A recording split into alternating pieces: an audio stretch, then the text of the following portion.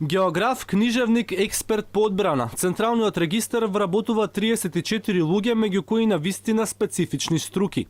Во објавениот повик се нудат солидни плати кои надминуваат и 53.000 денари.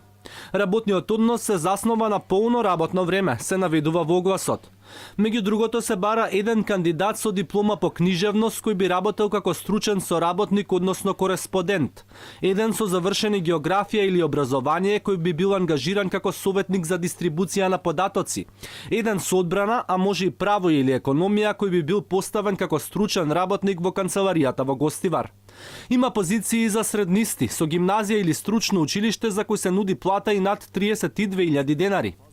Нејасно е зошто на Централниот регистар, кој инаку ги обединува податоците за сите компании и организации, би му требале географ, книжевник и експерт за одбрана, и тоа на стручни и конкретни позиции за кои не се квалификувани. Симптоматично е и распишувањето огласи за вработување во период кога е закажан референдумот. СДСМ со години обвинуваше за преобемна и нестручна администрација и ветуваше дека кога ќе дојде на власт ќе ги претвори јавните службеници во вистински сервис на граѓаните.